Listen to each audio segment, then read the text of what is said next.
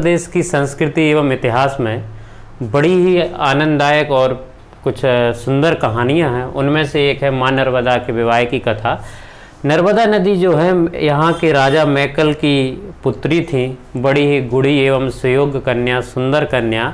तो राजा मैकल ने युवाओं के सामने और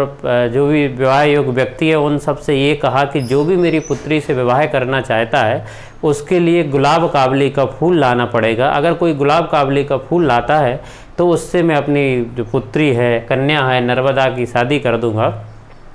तो इसके लिए यही नर्मदा के पास में ही रहने वाला एक सुयोग्य व्यक्ति या सुयोग्य वर जो है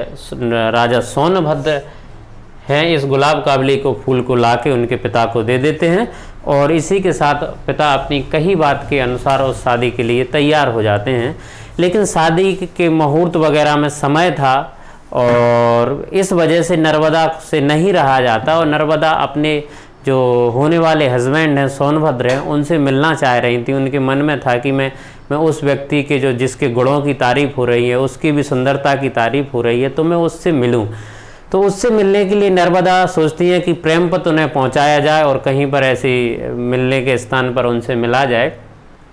और उनको देखा जाए, परखा जाए कि जिससे मेरी शादी हो रही है वास्तव में वो उतना गुणी है, उतना सुंदर है कि नहीं, उतना काबिल व्यक्ति है कि नहीं। तो नर्मदा जो अपनी जो दासी है जोहिला, इनके लिए इनके थ्रू वो प्रेम पत्र जो है वो पहुंचाती हैं। लेकिन जोहिला को पता नहीं मजाक में क्या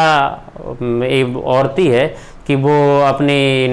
सहेली नर्मदा से कहती हैं कि आप मुझे अपनी रॉयल ड्रेस दे दो, क्योंकि क्या हुआ कि अगर मैं सोनभद्र के दरबार में जाऊंगी तो मेरे पास जब वीआईपी ड्रेस नहीं रहेगी, रॉयल ड्रेस नहीं रहेगी, तो ये लोग जो है मुझे उनके अंदर, उनके गेट के अंदर नहीं जाने देंगे और इस वजह से मैं प्रेम पत्र कैसे पहुंचा पाऊंगी। तो नर्मदा अपनी जो ड्रेस है, रॉयल ड्रेस है, जो सजने का जो सामान वगैरह है, वो सब जोहिला को दे देती हैं और जोहिला सोनभद्र से मिलने चली जाती हैं।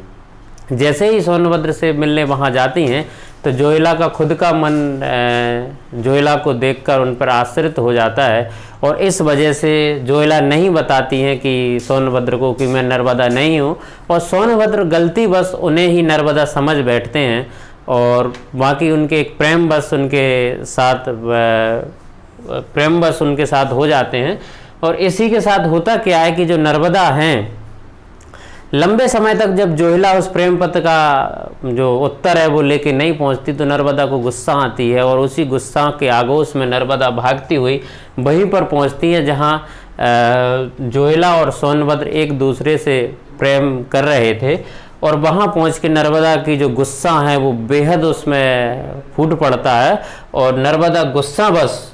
इन दोनों को वहीं पर छोड़ के, उन्हीं को देख के गुस्सा में इस तरफ पश्चिम की ओर बहती हुई या पश्चिम की ओर चली जाती है, अरब सागर की ओर, और यहाँ अरब सागर से मिल जाती हैं और बाकी इन दोनों का मिलन जोहिला और सोन का यहाँ हो जाता है और ये इस तरफ के लिए गंगा और फिर बंगाल की खाड़ी में मिल जाते हैं। और इसका देखो भौगोलिक सत्य भी यही है कि नर्मदा और जो है सोन फिर कभी नहीं मिल पाते हैं, जोहिला और सोन का मिलन होता है, जबकि नर्मदा भारत की ऐसी बड़ी नदी है जो सभी नदियों के विपरीत पश्चिम की ओर बहती है और गुस्सा में वहाँ अरब सागर की ओर जाके चली जाती हैं और फिर जीवन भर इनकी जो शादी है वो कभी भी किसी दूसरे से नहीं हो पाती। जबकि गंगा की हमारे इधर शादी बताई जाती है, हस्तिनापुर के राजा से हुई थी जिसके भीष्म जो हैं पुत्र थे। कावेरी की भी शादी अगस्त ऋषि से बताई जाती है। हमारे भारतीय की वो संस्कृति इतिहास के मानवीकरण कई जगह किया है। नर्मदा उसमें बड़ी ही कुंवारी एवं पवित्र नदी मानी गई हैं, शिव जी की पुत्री मानी गई हैं, जिस वजह से कुंवारेपन को हमारे यहाँ पवित्रता का दर्जा दिया जाता है, जिस वजह से नर्मदा की इस पवित्रता की वजह से कई जगह इनकी पूजा होती है। शिव जी के कई मंदिर इनके किनारे बने हुए हैं। Okay, thank you.